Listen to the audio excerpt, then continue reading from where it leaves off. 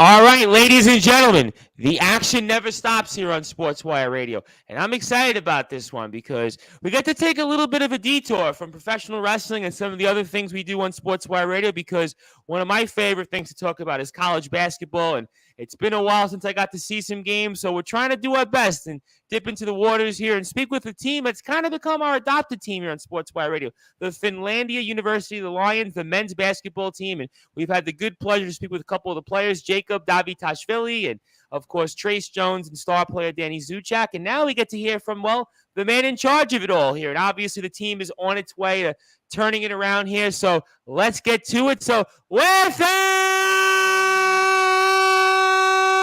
further ado here on the Sports Report, the number one global sports show, here with the head coach of our Finlandia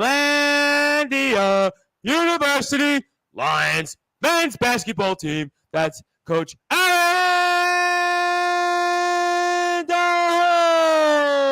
Dehority. Coach, how you doing?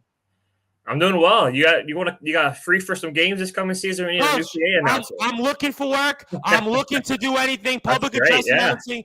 I'm in, Coach. Trust me. In fact, actually, the reason I'm a few minutes behind, I actually just applied for a tutoring job. I just applied for another position here. So, I'm definitely available. If there's a will and a way to get me down to Michigan to do public address work for the games, I am ready to go. I am all in. Awesome. Great. We'd love to have you.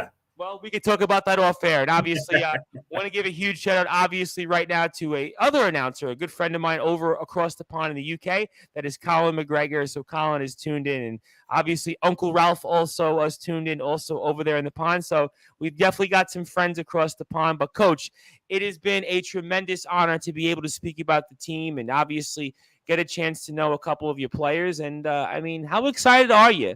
First things first, to get ready to go into the 2022-23 season. Yeah, I'm really excited for this season. I think we have great potential. This is really the first year. I took over a couple years ago during COVID, so last year was kind of really the first full year. So kind of got to really establish our culture and everything. I'm really excited for this coming season. We have a great nucleus coming back. Our incoming class, I think, is really, really good. They have going to be able to add a lot to us. We're really excited for this coming season. Let me ask you a question, because I always find that interesting when you almost feel like you're transitioning to where now maybe, not to say this, you're setting the bar super duper high, but you're setting the bar, let's say, a little bit higher. Do you feel like there's a transition in terms of what you're expecting from this team? Let's say coming up this season versus maybe last year or prior? Yeah, for sure. I mean, last year we took over, like I said, I took over in COVID, so we only had like half a season. It was just a weird situation. So last year was really the first full year, real thing. And for us, the real goal was, establish that culture, end in some of the losing streaks we had, kind of let them get some wins under their belt, kind of figure out how we do things, how things are expected to be done. And now this year, we have that base set. We have all the negatives kind of past us now. So now we really look to take that next big step for this coming season. Absolutely, no question about it. And certainly you did a number of different things here that's putting the team in the direction that we think it's going to be. And talk about then in terms of the players that are coming back. We'll get to some of the new recruits in a second. Obviously, we have a new recruit that we saw since last time we came on the air. And also we'll have some other announcements related to the team. But the players that are coming back, like a Danny Zuchak, obviously, we'll get into Danny, I'm sure, quite a bit, who's obviously going to be one of the focal points, if not the focal point of the team. And even a guy like a Trace Jones, who's we're expecting to be more healthy than he was last year. How much are you relying on those guys in terms of the people that are coming into the team and maybe kind of making that transition to where now we can compete and get into the postseason? Yeah, to start with Danny. Danny's going to be huge for us. He's one of two seniors that we have. So just along with that, the experience he has from his time playing at Finlandia, at a couple other schools before he got here, just relying on that's huge for us. But he really came on strong the second half of last season. I think you mentioned it, when he was on with him earning, Conference Player of the Week. So that was huge. He really took the next step, I thought, in the last half of the season. Really developed his 3-point game, became one of probably our top shooter from three last year, and always has shown an ability to drive. So now he's going and open gyms at the end of the season or at the end of the school year. he really showed he was one of the top players in the court most of the time. So really look forward to see what he can do as kind of a leader, kind of a go-to guy for us. With Trace was huge for us. He came in at semester, gave us some size and down low, which we really lacked. Our tallest player at semester was only 6'4". Trace came in at 6'7", just gave us an inside presence. And he had a great game in his first game with us against Northern College. I think he had 20 and 12 or something like that. So it really gave us a big minutes for us inside. But also he fits in well with what we do because he can step outside the 3-point line. He hit several threes for us throughout the season. So being able to have him for a full year, going to have a chance to get under our our strength and conditioning program and kind of get stronger and get a little bit in better shape. A little, farther away from all the surgeries and injuries had in the past. So those two guys are going to be huge for us. And then there's, a couple other guys are coming back. Ulrich Higgins. We spoke about him with Jacob in the first interview. He was a name that came up a bit. He's only 6'3", really athletic, but because of our lack of size, had to play a lot of 4, a lot of 5 inside for us, playing post players.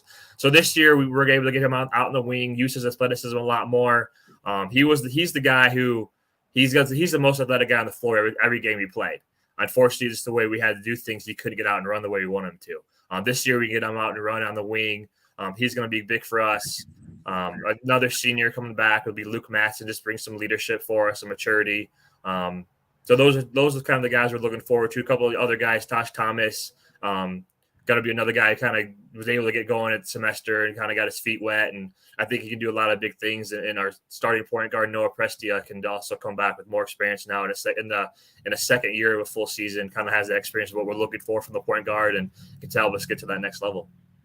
Absolutely. Looking forward to all of those things. And of course, if you like what you hear from the Finlandia University Lions men's basketball team, Finn UMENSBB on Instagram, also Finn UMBB on Twitter as well. And I have a fun question because we're on Facebook and we're live here, and this is what you get when you get live sometimes. You'll probably appreciate this one. We'll get into basketball in a second, but this is from somebody that's obviously tuned into some of our stuff from different parts of the world. And that is from Phil Russell, and he says, Finlandia is in Michigan. What's the best out of the F-150, Silverado or a Ram?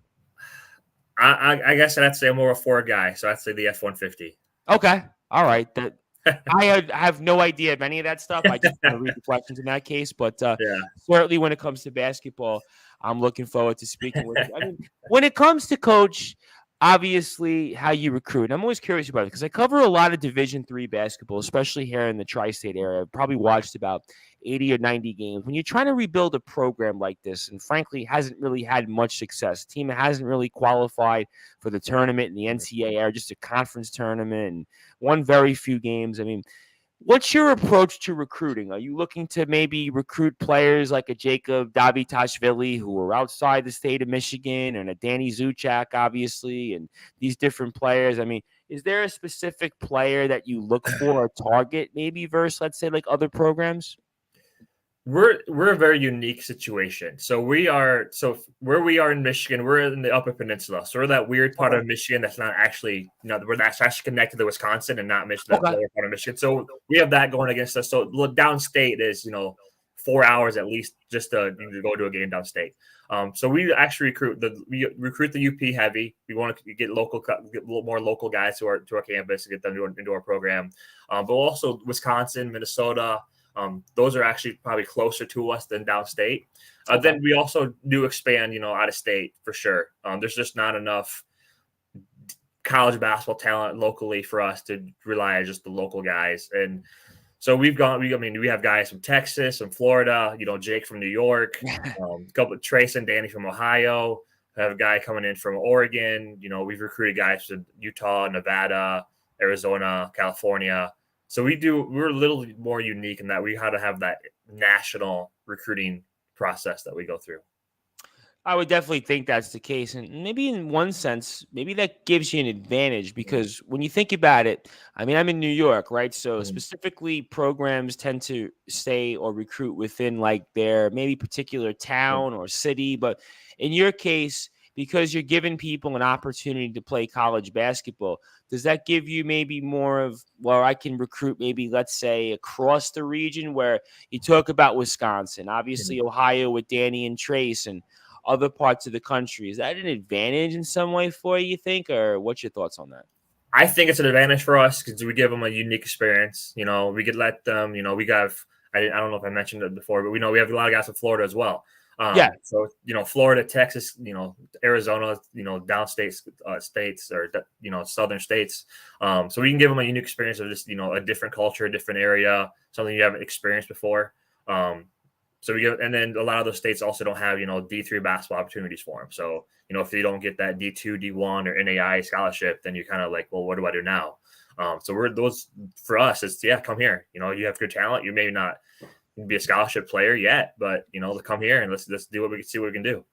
Well, I've always felt that with Division III basketball, in some ways, there is an advantage, because what does happen, and again, I cover a lot of college basketball, and I know sometimes you get lucky. You even get a D1 walk-on, or certainly maybe somebody that didn't quite work out at D2. And in your case, you land them, and you know what? They could be a starting player, and they can maybe resume their career, and they can play for 2 years or so, and maybe, give themselves an opportunity to prolong their career, and prolong it enough to say, maybe I can stay in the game of basketball in some capacity. I mean, I interviewed a couple of different guys. In the case of a guy, Jason Brower, who he was a walk-on at LaSalle University, went to John Jay College here in New York, and is playing professionally in Puerto Rico. And that's really what can happen. I mean, so there are definitely reasons as to why you continue your career elsewhere in places like Finlandia University and the Lions. And I'll get back into the team in a second. I'm always curious about this. I mean, how did you get into coaching? I always like to ask this question to people who are in their positions. I mean, how did you get into coaching? So basketball's been in my blood. So my dad was a high school coach. So I was going to practices and games when I was 3 months old. So, there's actually, I have a picture in my office at home here where from a newspaper when I was 5, 6, maybe a year old, trying to dribble a basketball, and the ball's bigger than I am. So I mean, I've been going to games and this is in the local paper that my grandma probably cut out and everything to give it to me. But so I've been going to games all my life. So I always knew I was going to coach. That's what I always wanted to do. Like I said, he was a high school coach, so I just thought I'd be a high school coach and just kind of follow the trend. Got to college.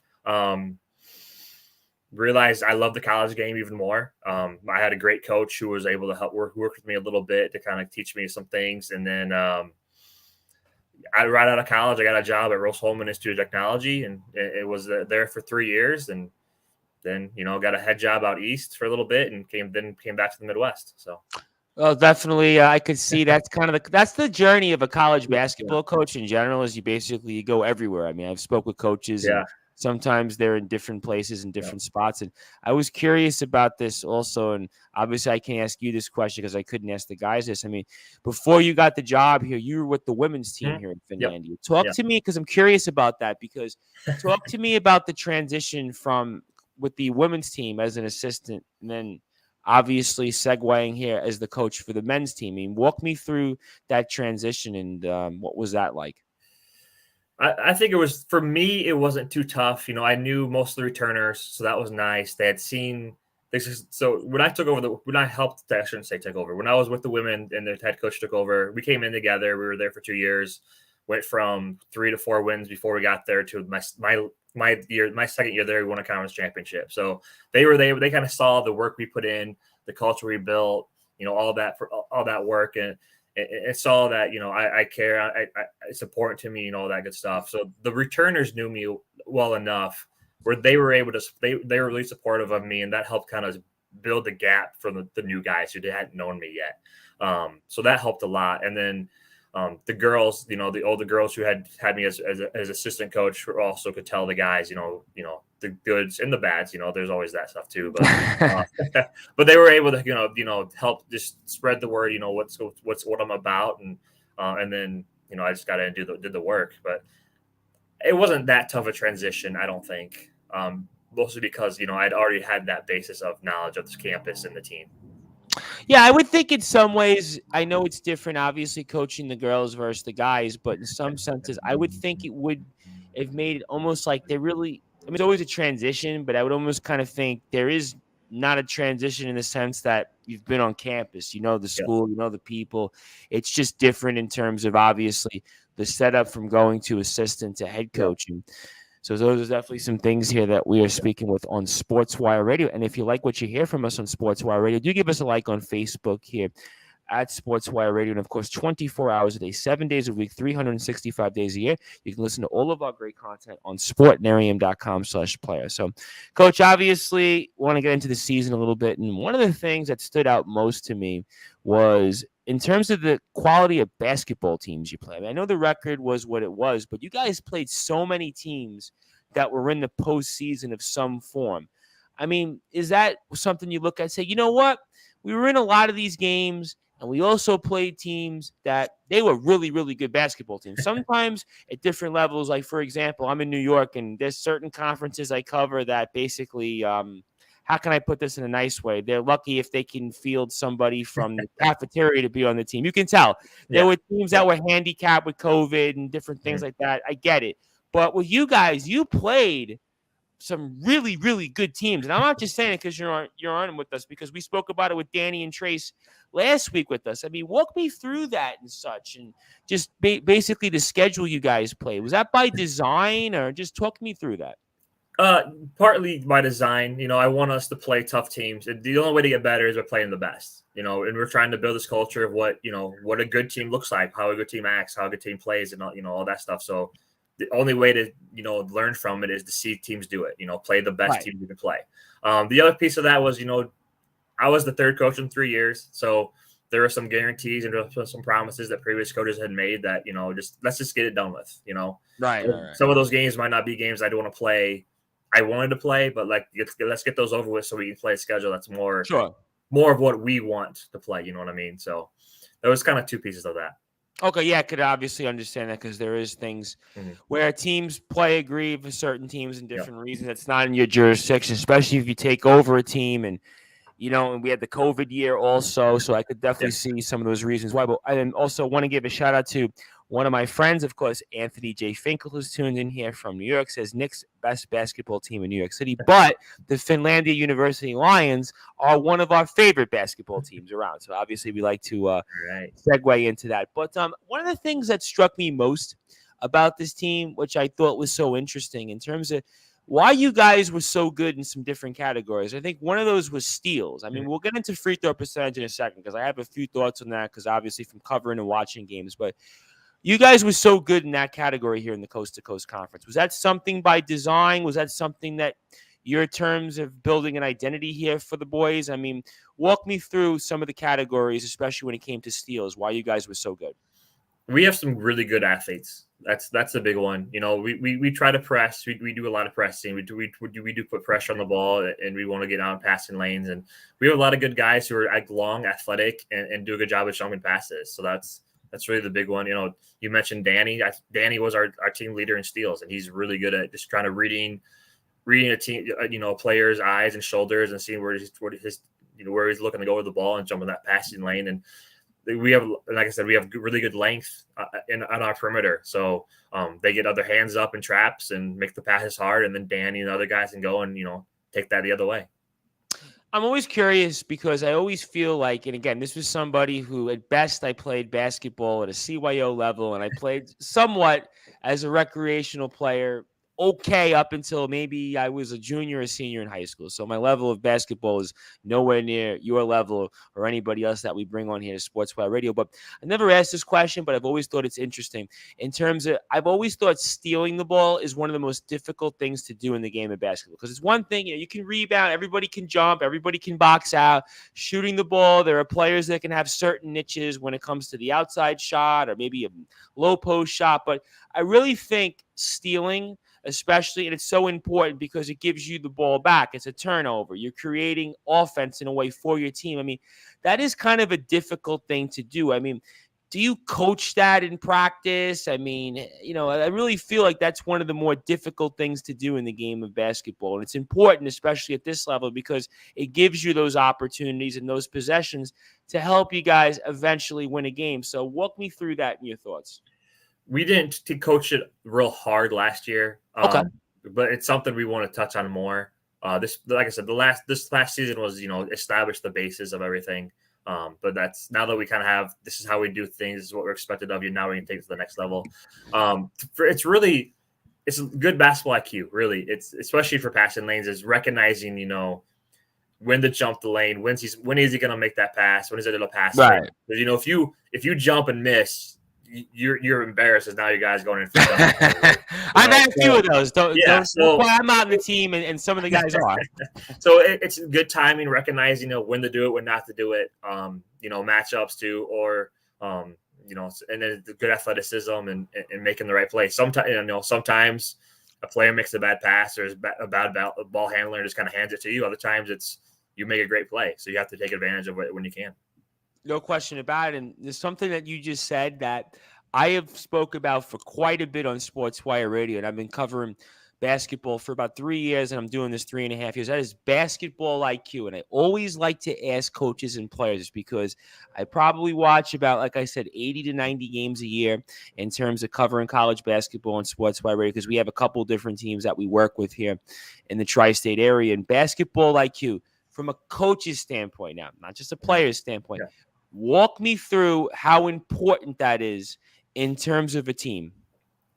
I think it's huge. I think it's the difference between the great teams and the good teams. You know what I mean? It can be the difference of, winning a national championship, winning conference championships, going to the tournament every year, and doing it every once in a while. It's why you see with the upsets that happen every year in the tournament. Look at St. Peter's this year locally. Yeah, I actually did some work with in on the women's side, and people would ask me, they would say, "Oh, St. Peter's?" I'm like, "Yes, I do." Yeah. Did you see this coming? I was like, "No, I did not." But the way they played, like you just said, those last 6 or 7 games going into their own conference tournament led them to the run that they went on. And it's a lot of times it's the teams that were junior, senior led playing teams who maybe teams like Kentucky, who kind of is well known for now of playing freshmen every year. But it's those teams of juniors and seniors who may not have the notoriety. The St. Peter's, the smaller schools who have those juniors and seniors who've learned from experience, have built that IQ. It's the difference of a win and a loss. They just have that experience of what to do, when to do it, and what not to do. Absolutely.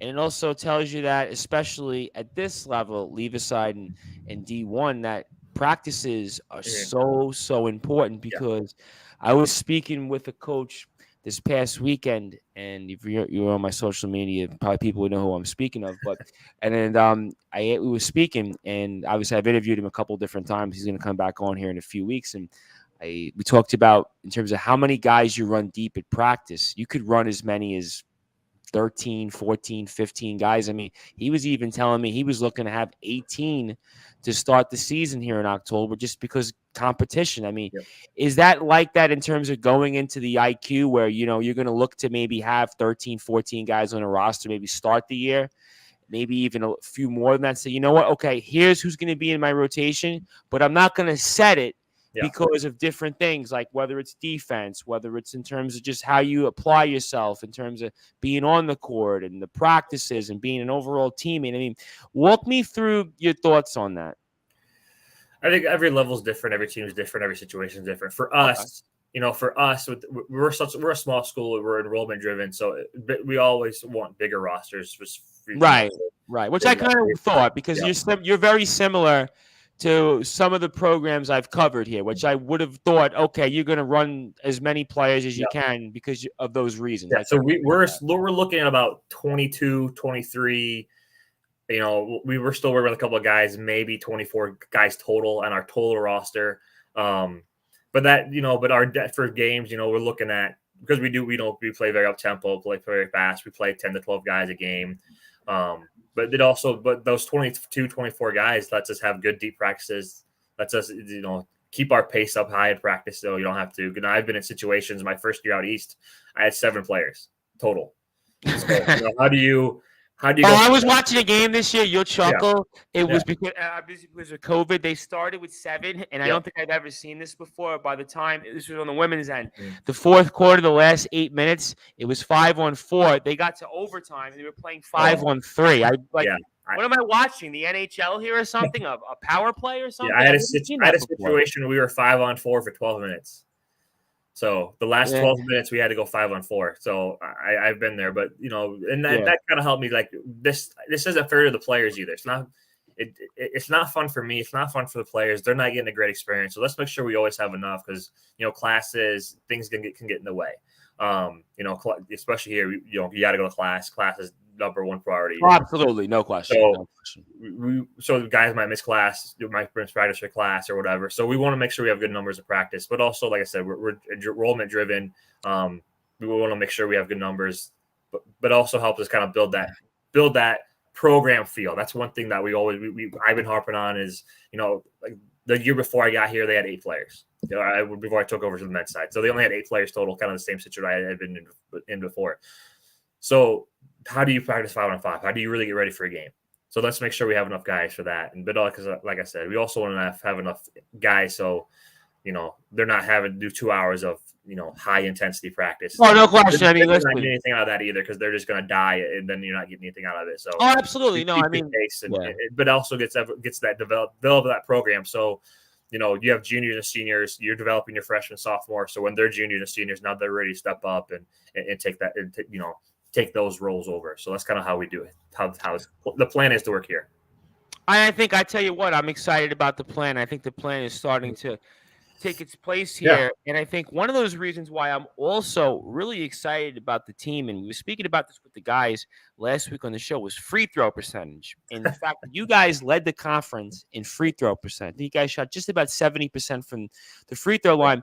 And I know this, again, even from when I was a kid, we would always practice free throws and how important it was. And I never forget my coach in CYO basketball drilling in my head about free throws. You had to shoot 100 free throws. You had to shoot 100 free throws a day, whatever it was. But it actually paid off for you guys. And I know at this level, the most important thing, especially I want to say last 8-9 minutes of a game, because teams certainly play differently, especially if they're trailing, and they certainly play a pressing and they change the tempo because of just in terms of adjusting and to try to get back in the game. And that is free throw percentage. And one of the reasons why I'm confident about this team in terms of getting back to where it needs to be is you guys led the conference in free throw percentage. You got to feel really good, Coach, about going into next season is the fact that late in games, this team can hang, especially if they're making those free throws. Because if you're in a position where you're leading, like I said, 8 minutes, especially under 6 minutes, you're going to the free throw line anywhere between 10 and 15 times. And if you're making 70% or even a few percentages more than that, we're winning games. Walk me through that. No, free throws are huge. They're free points. You got. I've always thought the same thing. Yep, you got to put them on the board. So we do it. We do free throws obviously every day. We do something every day called Canadian free throws, or we put time on the clock and they have to make 10 in a row as a team. If they don't make it in whatever the time is, some team running. And once they complete the goal, it drops down 10 seconds a time, or if they get on to let's say a minute, we'll increase the goal. But we do that every day, just kind of get them work on free throws, but also work on that mental, that pressure piece of the free throws. Because you could rep 100, 500 free throws a day, but if there's no pressure on it, you're not really simulating a game. So we want to try to put that pressure on them of, hey, you don't make this one. Just like a game, if you miss, you got to go back on defense, or now you're down 2 instead of 1, or now you're not tying the game. Like if you would have made your free throws instead, you're now 2, still down 2, whatever. Trying to simulate that as much as you can, and I thought this has worked really well for us, and it paid off. The guys got to games, and shoot 70% as a team is really good. We want to see it increase, of course. But, absolutely. But I know 70% is a baseline. Yeah. If you're shooting 70% at this level, you got a good chance of winning games. I know that for So and I think as we get better, we get more experience. We'll get to the free throw line even more. So even more free points. So and then like you said, I trust that our guys when they go to the free throw line, they're gonna make it. Absolutely. So No, listen, which helps us set up our press, helps us set up our defense. So just making free throws just helps in everything. It helps you defensively so much. and I think it relaxes guys Mhm. because, again, I watch a lot of basketball, and I know that there are certain teams when they get into that spot, they almost kind of not say freeze, but you could definitely tell the legs get a little wobble. You could tell Yep. that certain guys go to the line, and you say, you know what? All right. I don't know, but with your guys, you have guys that you can go in there and put them in and put them at the line, and they can deliver for you. So I think that's something reason why I'm confident Yeah. about this team. And a player I want to bring up that we haven't had, we were supposed to actually have him on, but I guess scheduling and different things do happen, and he's going to be a big part of the program. Is Emmett Johnson? I know Emmett Johnson is going to be a guy I really think alongside Danny and Trace is going to give us some hope here. And I'll transition to the new recruits in a second, but Emmett Johnson, I mean, how important is he going to be for this team? Because I feel like he's one of those guys also that I think in terms of building that foundation to getting this team to where we need them to be and have the success that we're building upon. Walk me through Emmett Johnson and what you're expecting from him this season coming up. Yeah, I'm really excited to see what Emmett can do. He's now that he's back, has that full year. He was probably our best defender last year, and he's going to get even better now. Offensively, he really came along strong. Became very reliable from the 3-point line. He's so athletic and get to the basket whenever he wants to. What he allows us to do defensively, I trust him to guard the team's best player, and we don't have to help too much. We don't have to double. Like he can stay with the guy. He's quicker than about anyone he's going to play. He's long, athletic, thinks the game really well, anticipates well defensively. We can kind of put him on an island and say, hey, go guard 22. Don't let him get the ball. Don't let him get going. And we can trust that Emmett's gonna do his best, and more likely than not, gonna shut the guy down. So he just lets us do so much more things defensively and offensively. Like I said, he's so athletic. We get rebounds. You can pass to Emmett. He's gonna beat everyone down the floor. So I'm really excited to see what he can do for us now that he has that full year experience. He's kind of one of those versatile guys that you to have on a team, which is kind of important at this level. I always go back to different coaches I have on, almost kind of that they would almost say almost maybe utility guy, where he can do maybe 2 or 3 different things. In fact, he's good at, let's say, a few of them. Yeah. And that's somebody that you build upon here, and very, very excited. Yeah. And the great thing about Emmett is he's such a team guy too. He might even be more excited for someone else scoring than really? His own players. You can always hear him on the bench. He's always excited, energetic for practice, always working hard, hardest worker in the court in practice in the weight room. He's just a great guy. I really enjoy coaching him. But that's true for most of the guys, really all of them now. They're all. Well, I would think everybody's good in the team to coach. I would think that's why they're on the team, right? yeah. But with Emmett specifically, he's just a joy to coach, and he makes coaching him and coaching the team fun, which is, I think, a great thing. Let me ask you this question, especially when it comes to, let's say, Danny, Emmett, and Trace as an example. Would it be fair to say that coming up this season in 22-23, when obviously I watch the team and look forward to covering it with you, have you on periodically throughout the season, that those guys, maybe they'll step up and be more steadier, more double-digit scorers, because that is something that you're going to need. Somebody's going to have to score the ball. Obviously, in terms of winning, someone has to score, right? So whoever scores the most points. Yeah. So do you expect those guys maybe to shoulder the load of the offense a little bit more? Then we'll transition to new recruits. But walk me through your thoughts on that. Danny and Trace for sure. Like I said, we don't really rely on Emmett too much for scoring. A 10-point game from Emmett would be fantastic for us, but that's not really for. But there's a couple other guys I mentioned before. Higgins, we looked at him to kind of be one of our top offensive guys. So I would say now Emmett's going to be important to our success. Don't get me wrong, but we're not looking at him to be go out and score 20 and 10 rebounds. It's, hey, go stop. Get 8-10 points, grab 5-6 rebounds, dish the ball well like he does, and but we're looking for more to Danny, Trace to kind of be the Danny and Trace. I definitely see in terms of what they can bring to the table. Obviously, those. Yeah, I think those are going to probably be, if I were to say, not giving it away, but one of your 2 top scorers. Obviously, I would obviously think that here. And talk to me then, and I'll come back to the season a little bit, but I want to get it in while I remember, is some of the new recruits. We had a bunch of new recruits here. I know that you've been kind of pulling out the class here, who's coming in. We'll get to Jacob at the end because I have thoughts on Jacob, because I kind of know Jacob actually from back home here in New York. But walk me through some of these new recruits that you have and what we can look forward to from them coming up here in 22-23. Yeah, so Milton Versman just announced, I think, on Friday. Right. Good shooter. Comes from a great high school program who had a lot of success the last couple of years, and he'll be good for us.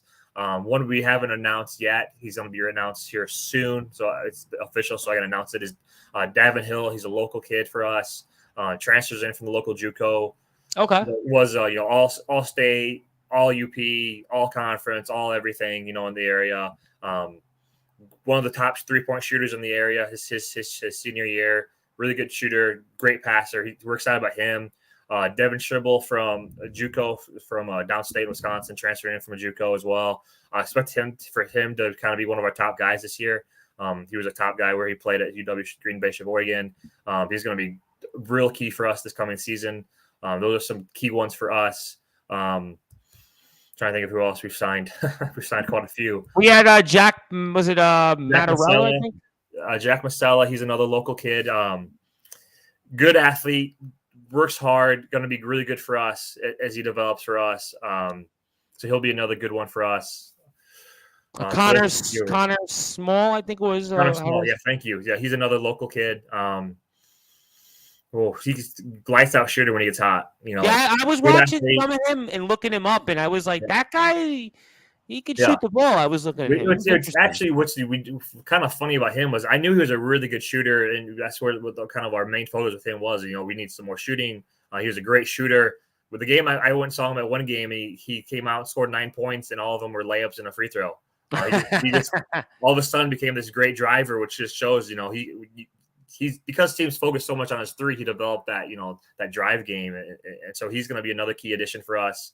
We have a couple other guys we're close with who we expect to come in and be big time contributors for us. So it's a good class. We're really absolutely. You got me excited because you got a bunch of guys you have coming in. Of course, if you like what you hear and you're excited as I am about the Finlandia University Lions men's basketball team, you can go to FinUMENSBB on Instagram. That is the official Instagram for the Finlandia men's basketball team, of course, under Coach Allen Dehority, who was with us here live and in color here. So we are excited to have Coach. I am the host of the Sports Report, the station manager here of Sportswire Radio, the Reverend Tom Bryson. It kind of wets my palate because we're about, I guess now, a little under 4 months from the start of college basketball across D3, and we're kind of getting ourselves working into it, keeping it in. I was speaking with some coaches off the record. They were telling me schedules are going to be coming out down the road, so I'm sure here at Finlandia it's the same thing, and definitely looking forward to all that here. And speaking of guys, I obviously know who are recruits who I know very well, and a very interesting story toward him is Jacob Davitashvili. And the first thing I got to ask you, Coach, is how many times did you try to pronunciate that name? Because I know Jacob, and I struggle with it because I know him from another college he was supposed to play at during the COVID situation. And how much did that take in terms of getting his name right? I'll be honest with you, I never even tried to pronounce it. Wow, okay. I didn't even try. You make me feel so good. So, yeah. Because I always say, this is a running joke, because we have many, many followers throughout the world. I have a massive following in England and other parts of the world, Japan and Italy, and certainly Canada and other parts of the country here in the United States. And I always say, well, I'm from New York, I'm from Brooklyn, and I can't get anything right. But the fact that you're saying you can't pronounce his name or just don't even bother makes me feel so good, because I feel like I worked on that the entire time I'm thinking of the interview.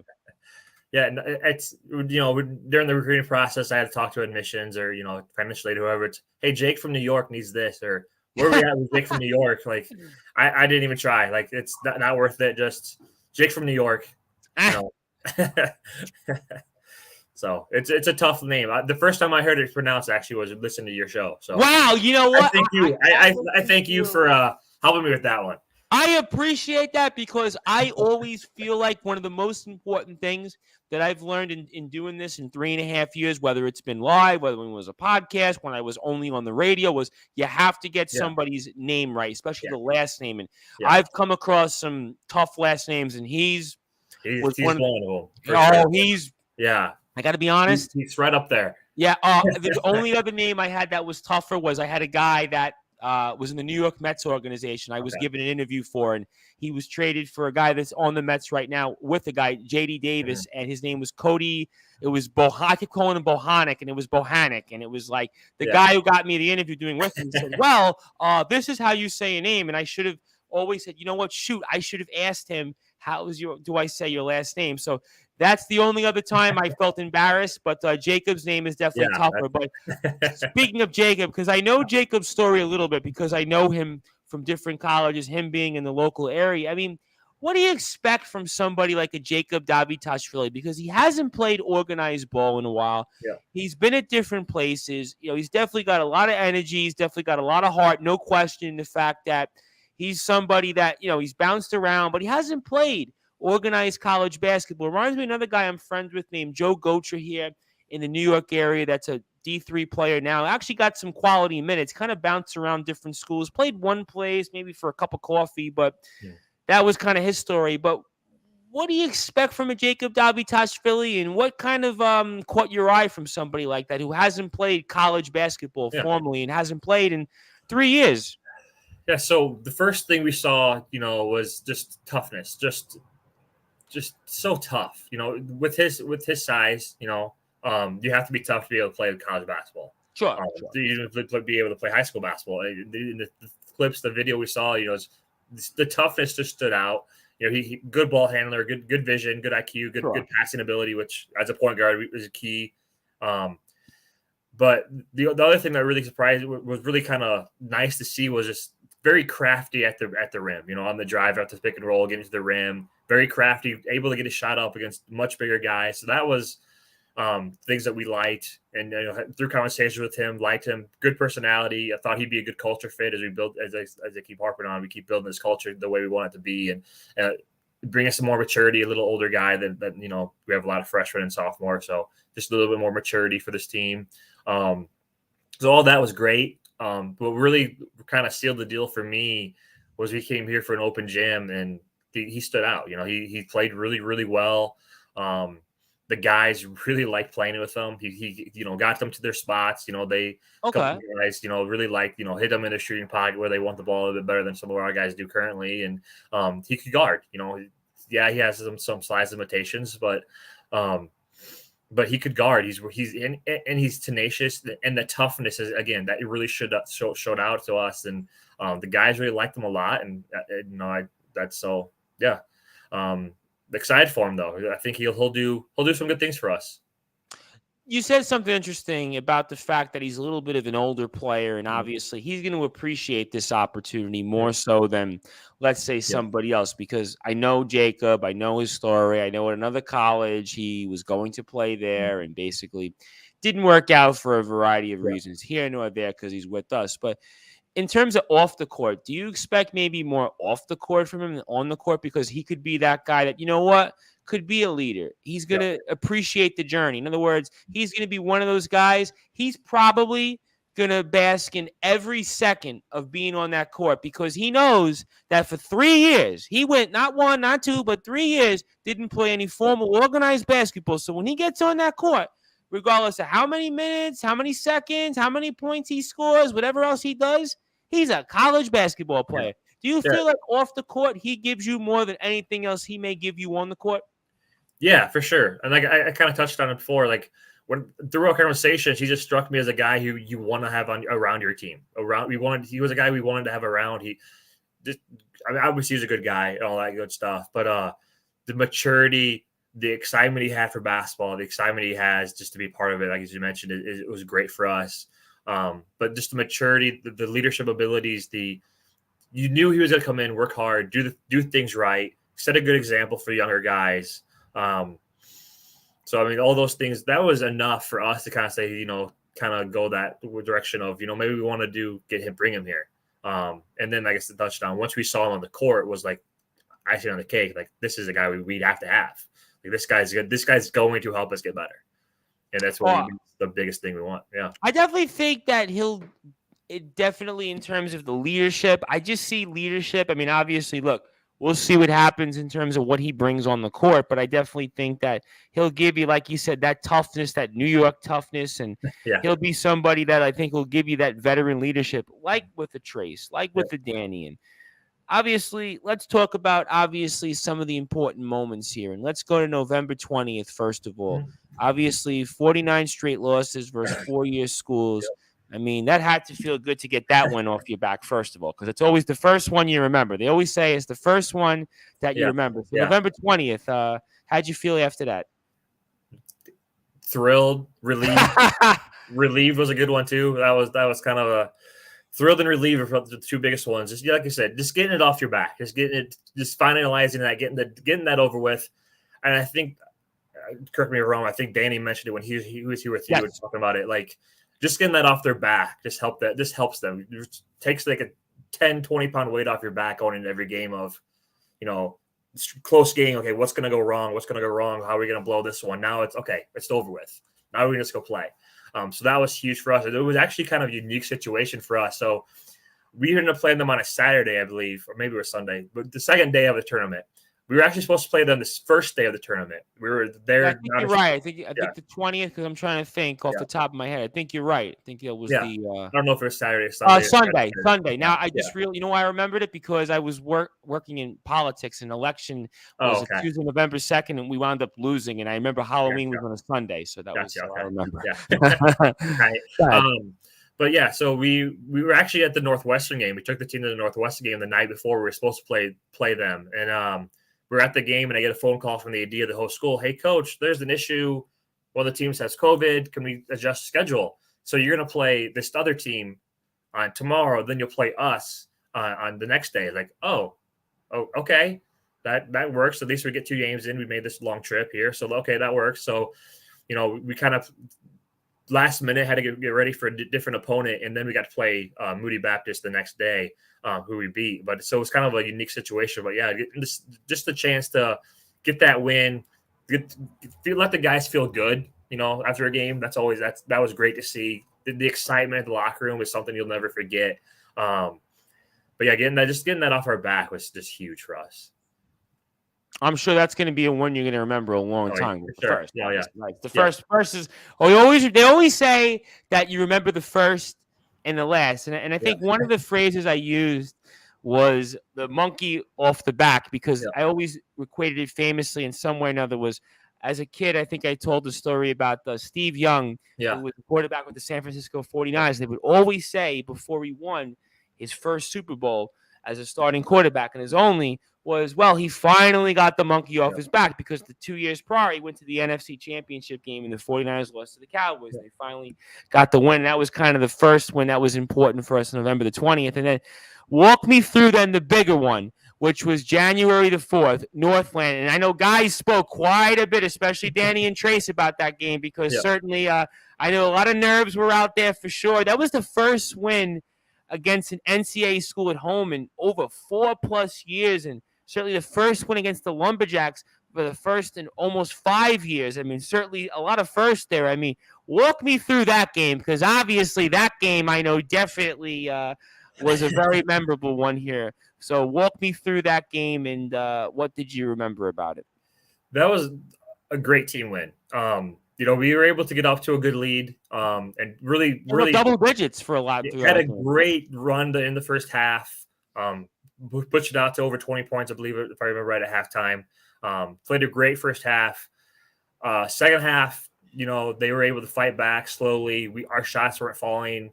They were making some tough shots that, teams make sometimes, and we're in a pretty good position. They just made a better shot. It happens sometimes. But the great thing for us is, I think, largely because we already had that first win against Moody early in the season, they knew they could hold on. And I think they came together, got tougher as the game went on, held together, kept it together. There was no kind of freak out or anything like that, and able to hold on as Northland came back, and we got that win. And to get a home win is always nice. To beat a local school is great for us. We do some recruiting against them as well, so that was great to see for us as well. But again, to get that low, to get a D3 win, because that was also the first D3 win in a long time, and because the other game was it wasn't D3. So Right, we spoke about that last week with the yeah, guys. so to get that D3 loss out of the way as well. So now we have, we beat 4-year schools, we beat a D3 now. Now it's okay. Now we're going the right direction. We're trending the right way, and now what could we do now that we have all those, you mentioned it, the monkey off your back, the weight off your shoulders, you got all that stuff done now. Now what are we going to do now? What can we do going forward? And I think that was the biggest thing, is now everything's done. Thrill, get the excitement of the win. Now we can really go and keep going, keep getting better. Now what can we do? What's the next step? Then it kind of transitions, because you kind of stole my thunder there, which is good. Which is good. I was going to ask you, is that one of those wins? And I know obviously the win prior was a big deal. It's the first one, but you almost feel like in some ways it's a program builder where that's the win. You say, you know what, I got a quality win there under my belt. It's a good program. It's a rival. It's a team we haven't won against in almost 5 years. Is that the win when you, in terms of scouting players or in terms of building the program? Is that the win that you point to and say, okay, now we're planting the flag here. Now we can build. I mean, walk me through your thoughts on that. No, I think you touched on it. Like that's the one we can start pointing to. Like, hey, this is where things changed, where things turned around. It's they had played them in a couple of years before me, and there was 30, 40-point games, and now we got a 10-point win at home. Like this is what we've shown. This is what the guys are about. This is what we're about as a program. This is the direction we're heading. We got this great win, and now we're going to be able to grow on it. We don't have any of those stigmas against us anymore. Now it's, we're going the right direction. We're a real program. Absolutely, no question about that. And certainly it was kind of comical in a sense hearing from Danny, and especially Danny more so than Trace, because I know Danny was a big part of that. But I mean, did you feel that as the game got closer and closer? Were you getting a little nervous? I mean, I know you're a coach. You're not supposed to show those emotions. You're kind of like supposed to like almost be kind of somebody supposed to weather the storm and kind of always be the same, not too high, not too down. I mean, what were you going through during the game? I mean, you coach the moment. So okay. You can't let those things creep in. It's what can we do now? What's the substitution? Do we change the defense? What play do we want to call? Things like that. There's no time to be nervous in a situation like that. It also, you don't want to. I can't show nervousness, because then those guys. So it's, I say, so it's also, there's that piece of it too. But I trusted our guys. I knew we were the better team that day. I knew we had to lead. I knew we had the ability, if things get too tough, we can go back to a press or whatever and get the momentum back if we really, really had to. But that stuff didn't have to happen, because the guys made the plays they needed to make at the right times. And I think that's from practices and getting to know each other, getting to trust each other, of knowing that they're learning how to make plays, the plays they need to make at the right times. They're learning how to do that. And that's the big start of the process too, is, who can step up in the big moments. And the guys did. And that was huge. Absolutely. No question that they definitely did. Again, huge win here for the program. And I want to go back to Danny, because we spoke about this here, and the fact that Danny is the first player in the school's history to win Coastal Conference Player of the Week. Obviously, February the 5th, 24 points and shoots almost 70% from the floor. I mean, how big is that? I know individual accomplishments aren't that big a deal at the end of the day, because it's about wins and losses. But in terms of, let's say, having a program here, and Danny is the guy. Danny is going to be probably the star player on this team, whether he admits it or not, or anybody else admits it or not. He's the guy that people are going to look at. When they look at the media information for the Finlandia University Lions men's basketball team, you have a chip. You have a big chip and a name that people know now. They're starting to learn about Danny Zuchak and certainly what he brings to the table. But in terms of for the program, how big is that to the fact he's the first player to win any individual award, and that's Conference Player of the Week there in the week of February? What's your thoughts on that? It's huge. I mean, let's be honest, guys want to win awards like that. They have to know that. They'd be lying if they said they wouldn't. Yeah. Anybody that's in sports is a competitor. You'd be lying if you said you didn't. Yeah. So, I mean, but the fact that he won it shows now it can happen. And I think that's huge for us, is that you can come here. It's a tough league. Don't get us wrong. It's tough to be competitive in that league. You have 3 good teams out east who are, one of them's top 5 almost every year. So it's a tough league. But to be able to have Danny earn that award shows that, we can compete with these guys. Like there's nothing here that says you can't compete with the best of the country at the D3 level. And that's what it showed to us. And that's what it helps show to other people is, hey, you can come here. Yeah, we might be smaller. We might be in a unique situation, but you're going to compete and you're going to have every chance to win, big time awards here. And I'll tell you this, ladies and gentlemen, for those that are watching, listening to this here on Sportswire Radio, Division III basketball, any given night, you have to bring your A game. Trust me. Like I said, I have watched probably, I can't really count the COVID year because I watched maybe Yeshiva one game. Yeah. But in 2 to 3 years, I watched about 130, 140 college basketball games. I can tell you, ladies and gentlemen, any given night, anything can happen. And the fact that Danny was able to do what he did, and the fact that the record is a little bit deceiving with this team. And that's why I'm very, very excited for the future here of the program for our Finlandia University Lions men's basketball team with our head coach, Allen Dehority, who's doing a phenomenal job here. And they win more games this past season than they did the 3 prior seasons combined. I mean, Coach, with a stat like that, I mean, that's a big deal. I mean, listen, I don't know too many coaches that could say that. I mean, so that's a pretty neat accomplishment. And I think this season we're going to win even more games than we've won in several other seasons prior combined. That's how I feel right now. I mean, what's your thoughts on that kind of accomplishment? I mean, it's a great accomplishment. It's a first step to a lot, baby steps, a lot more. Yeah. I mean, I think we expect to win more games this next season than the last 4 years combined. So, it's a great. But like I said before, it helps us establish like, hey, we're here now. This is college basketball. We're trying the right direction. We're looking to build, and now we're going to compete with the best of the best. We're playing some good teams this coming season, and we expect to compete with them.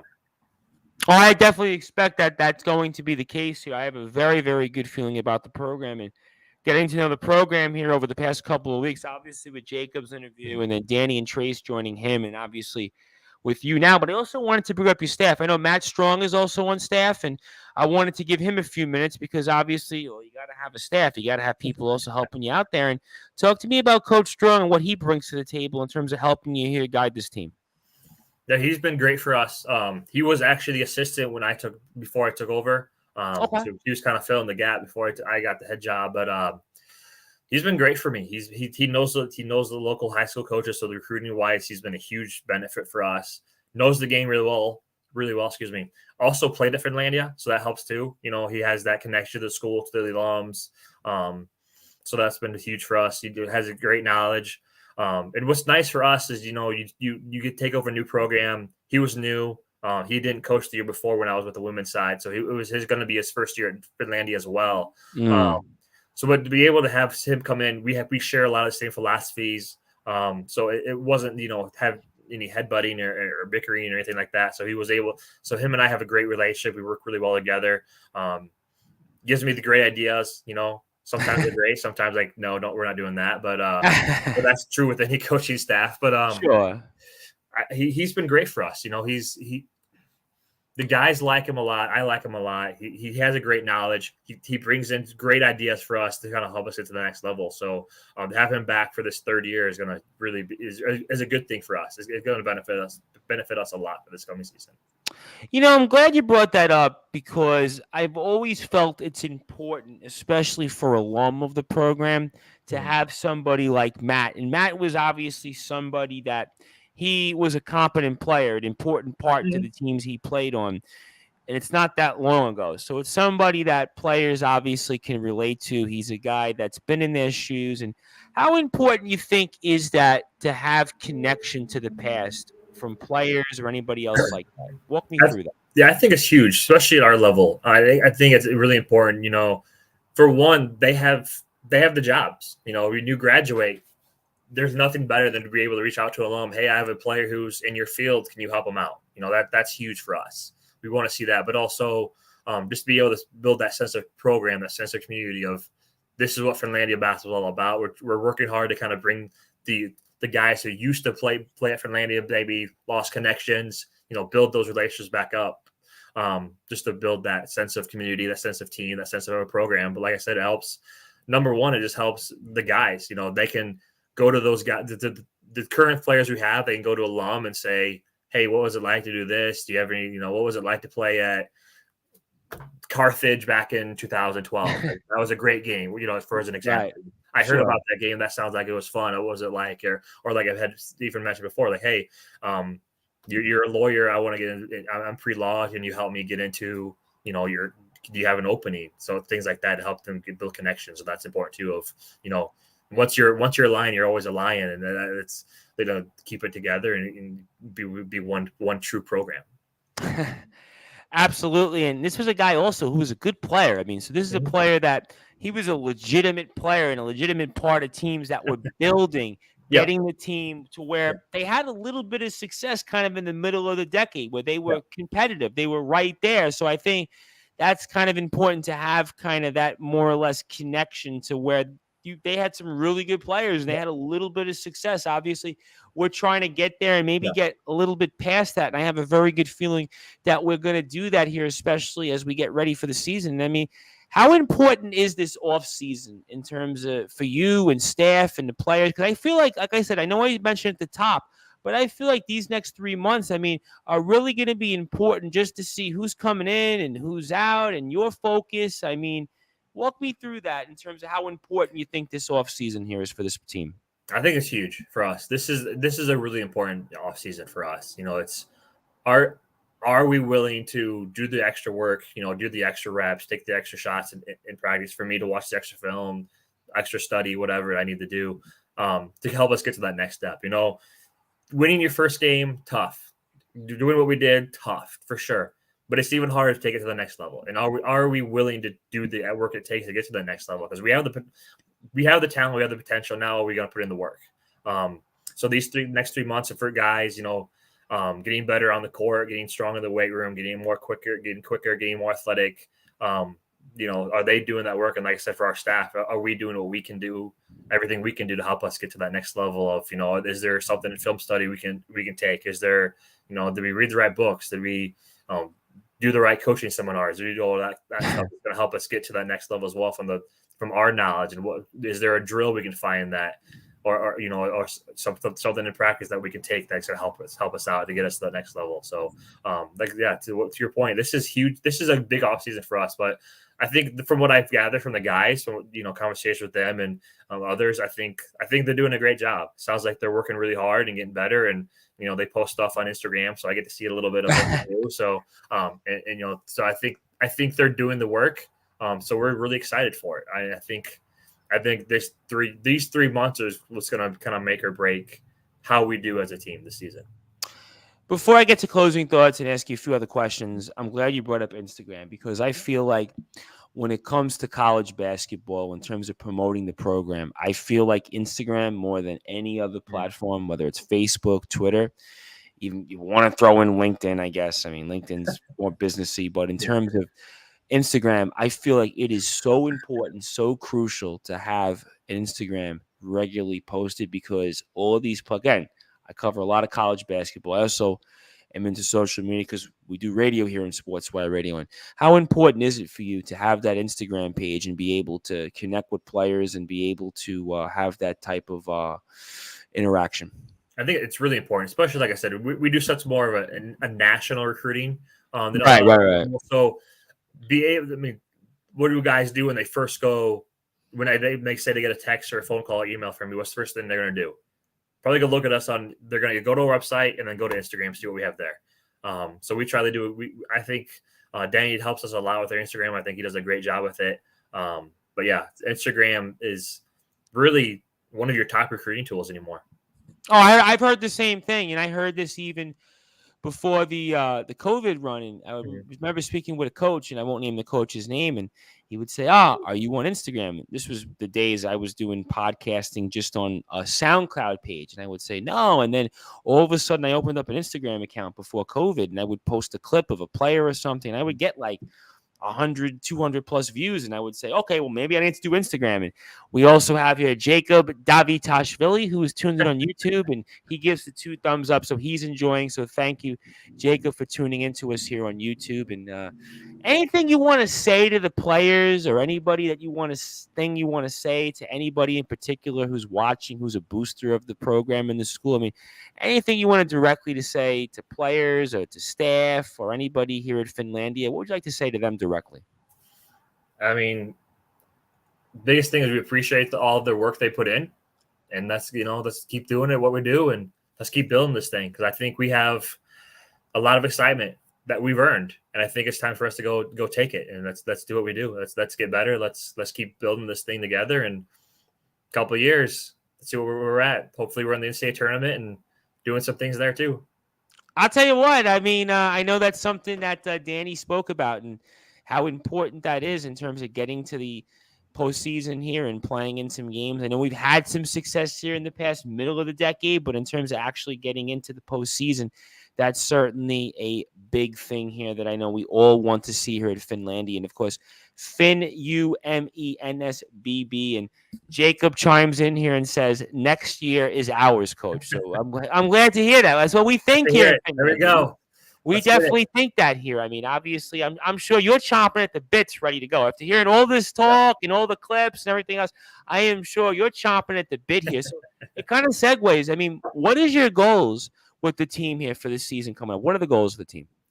I think our number one goal, obviously, we want to get better. We want to keep growing. We want to keep getting better. If you want to put goals on it, like win-loss records, we want to get the double-figure wins. I think we do have potential to do that with the schedule we have coming in. But the biggest thing is we want to make our conference tournament. That's really the biggest goal for us. Is we want to reach that postseason. Finlandia hasn't been in the postseason for a long time. That's got to be the top goal. Is what do we have to do to get to that postseason? And then postseason gets crazy sometimes. So whatever happens then happens then. But that's our first goal is. Let's do the work and let's get to that postseason. Let's get to that coast-to-coast conference tournament and see what happens there. Absolutely. That would definitely be something I think we all want to see here, of course, from the team and all the success here that I think we can definitely build upon. Obviously, Coach is doing a phenomenal job with that here and looking forward to everything else that the team has to offer. And certainly I'm looking forward to it. And of course, again, if you like what you hear from us on Facebook, we're at Sportzwire Radio 24 hours a day, 7 days a week, 365 days a year. You can listen to all of our great content on sportnarium.com/player. I'm going to ask you this last question before I get closing thoughts. I want to go back to Trace Jones because I'm going to bring Trace Jones back here. It's supposed to be tomorrow, but we're going to do it probably next week just because of scheduling conflicts. And hearing his story a little bit and hearing some of the things I heard off the air in terms of what he brings to the table, I mean, I almost feel like, is he the guy that very well could be the most important player? Because of hearing about his journey, hearing about his story, you touched upon it in terms of just what he's had to go through to get back at this level. And if he's healthy, I would have to think this is the guy that very well could be maybe almost not quite the stir that straws the drink, but could definitely be the guy that could maybe put this team into where we talked about some of those things. How important do you think Trace Jones is going to be to this team's success for this season coming up? I don't want to put too much pressure on him, so I don't want to be careful. Okay. But I think he's really important. Just the fact of what he brings to the table for us is he having a true 6'7" post guy helps us get other guys to their more natural positions. Like I mentioned it before with Higgins. We had to play Higgins a lot at the 5. He's undersized. He's super athletic, but we can't use his athleticism as much as we might want because now he's having to play inside, play bigger guys inside. But with Trace, he allows Higgins to get out to the perimeter a little bit more, allows somebody we hadn't mentioned before, Heinz, who I do think he'll take a big step this year as well. Allows him to play more of the 4. Now we're playing a lot bigger. And they're playing in more natural positions than they had before in the past. So I think with him ability to with Trace's ability to play on the perimeter, we play 5 out, spread the floor, let our more athletic guards really get downhill a little bit more often. So you saw that when he came in at the semester, we became a different team where now we have more size inside. They had teams who we matched up well with before. Now we're bigger than, and now we're able to go inside a lot more. And that's one thing he really excelled with. He helped us out a lot with was he's really good inside, and he runs the floor so well. He helps our transitioning game. He's getting down the floor. We're getting him the ball in 6-7 seconds. He's getting inside steals. He's getting layups. He's stealing his guy, letting other guys get downhill to the basket to layups. So he's just been a great addition for us. And like I said before, now that he has that, he came back for the second half of our season. He's farther away from surgery, farther away from injury. He's under our strength and conditioning program. I'm excited to see what he can do. So I mean, it's going to be nice to see what he can do when he's kind of fully, truly healthy.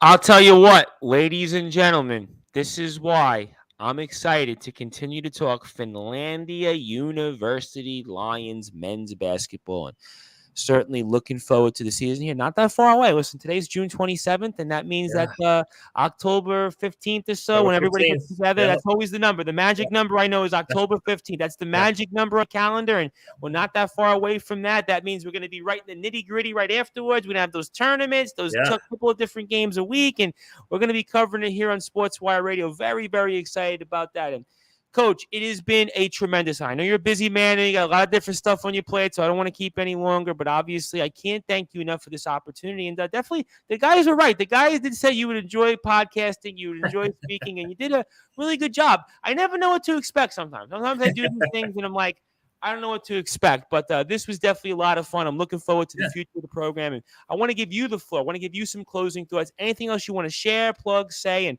I can't thank you enough. I'm looking forward to having you on here during the season and talking about the team. And obviously, shout out to the guys who are coming on one more time, Jacob Davitashvili, Trace Jones, and, of course, Danny Zuchak. So I turn it over to you now. And anything you want to share, say, the floor is yours, and fire away. Yeah, no. First things first. Thanks for having me on. It was. I enjoyed it. It was fun. I think we're trending in the right direction. I have a great group of guys. Come watch us play. If you're in the UP, check us out. If not, go to our website, fulions.com. Our schedule will be there here shortly. Check us out online. Our games are our posts are usually streamed live as well. Check us out. I think you'll enjoy our games. And, if you're 6'8", give me a call. If you're 6'8" with eligibility, give me a call. We could use you. Well, it's funny you said that because I actually, on our show, we have a regular show Fridays. We're at 9:30 p.m. Eastern time, and I actually have a college basketball player, former college basketball player that I'm very good friends with, called the Brute Force Brad Weiss. But unfortunately, I don't think he has eligibility. He's about 6'4", and he's pretty mobile. Okay. He's great in the paint. He can block. They call him the Brute Force for a reason. Yeah, that's right.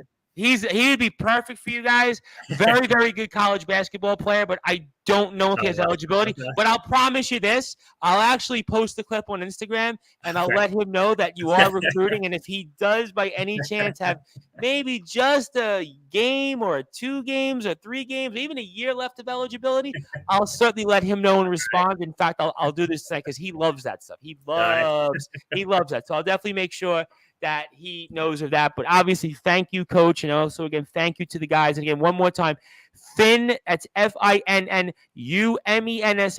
on Instagram. If you want to follow on Twitter, it's FINUMBBB. They don't really update Twitter as much, but Instagram is really where you follow the basketball team at FULions.com. I know I'm always on there, glued, looking for more information. So shout out to all of our new players coming in. Really, really excited about this team. And of course, if you are on Sportswire Radio, I want to thank you also for listening and watching. And Coach, I can't wait to have you back on here. Congratulations on some of the success. Looking forward to the season, and we'll definitely speak with you soon. And let's bring it home.